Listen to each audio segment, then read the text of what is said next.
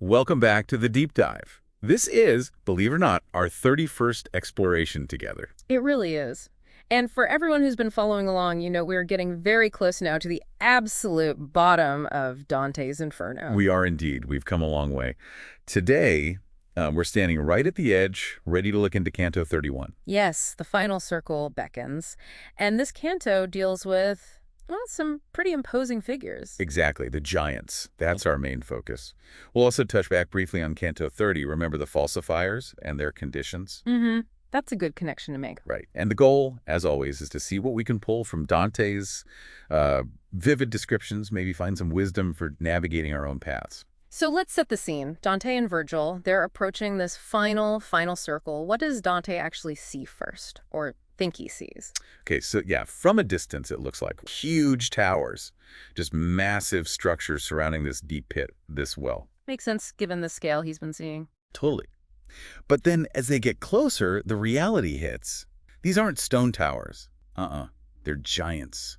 Living, breathing giants sunk into the earth up to their waists. Wow. So that initial mistake, seeing towers instead of giants, what does that tell us? Is there a lesson there about, perception? I think so, yeah. It really makes you think about first impressions, doesn't it?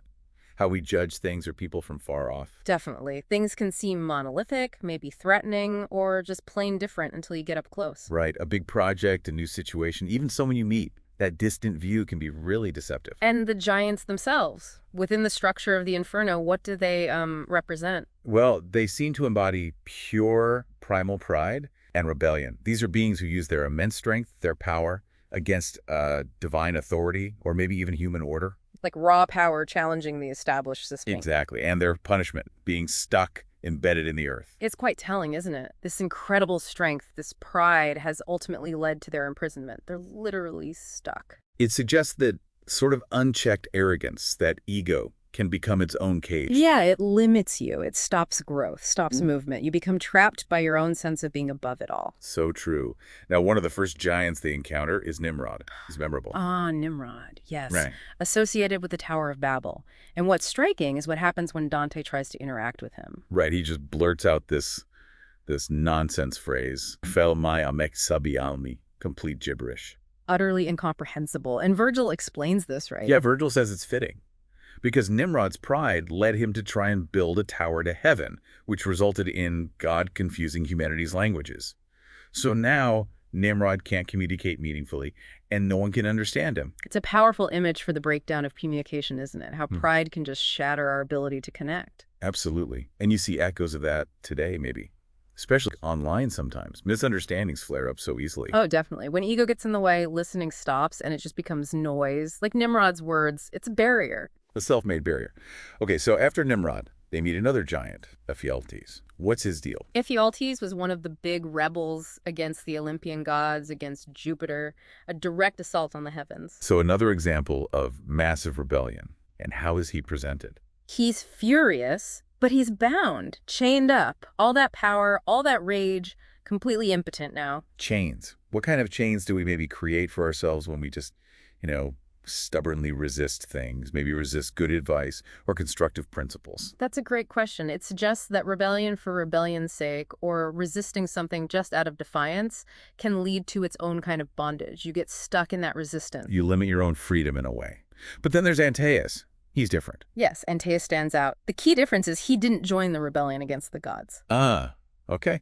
So he wasn't part of that big defiance. Correct. And because of that, he's not chained up like Ephialtes. And Virgil actually, well, he talked to him, doesn't he? He needs something from him. He does. Virgil needs Antaeus to lower them down into the final circle, Cocytus. And he gets him to agree by flattering him, appealing to his earthly fame, his past glories. A bit of psychology there from Virgil. A little bit, yeah. Playing on that remaining pride, perhaps, but for a good purpose this time. And Antaeus agrees. He gently lifts them and places them down. So what's the lesson with Antaeus then? Strength isn't inherently bad. Exactly. That seems to be the point. Strength, power, ability, these things are neutral in themselves. It's how you use them that matters. Antaeus still has his strength, and here he uses it, albeit after some flattery, to help them progress. So it comes down to responsibility. How do we use our own strengths, our own skills or influence? Are we using them constructively? That's the takeaway, I think. It's about the application of power. Now, you mentioned earlier connecting this back to the previous canto, the falsifiers. Yeah. How do they link up with these giants? Well, think about the falsifiers back in the 10th Bolgia.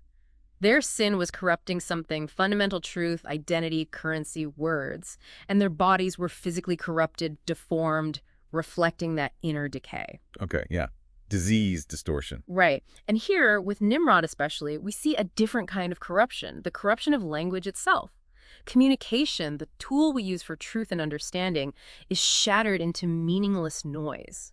So both cantos show how sin twists or breaks something essential to being human, like truth-telling and clear communication. Precisely. It's a distortion of fundamental human capacities. One attacks truth, the other attacks the means of conveying it.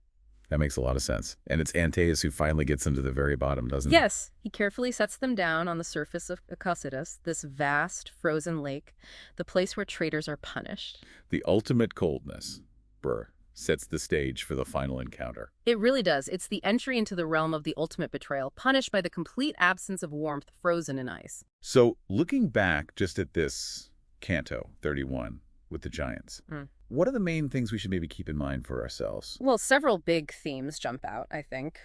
The danger of pride, obviously. How it can trap you, like the giants in the well. Right, and how rebellion against, just principles can lead to its own kind of chains, like Ephialtes. Definitely. Also, the absolute importance of clear, honest communication, highlighted by Nimrod's fate. And the idea that appearances can fool us, those towers turning out to be giants. Don't judge from afar. Exactly. And finally, the Antaeus point. Strength isn't bad, but you have a responsibility to use it well. Lots to chew on there. These ancient struggles really do echo, don't they? They absolutely do. Dante tapped into something timeless about the human condition. So maybe a final thought for everyone listening. As we go about our own journeys, our own lives, what towers might we be seeing incorrectly from a distance? Ooh, good question. And maybe what chains of pride, or perhaps just stubborn resistance might we need to recognize and maybe break free from to move forward? Yeah. Something to reflect on as we get ready for the final steps down into the inferno. Thanks as always for joining us on this deep dive.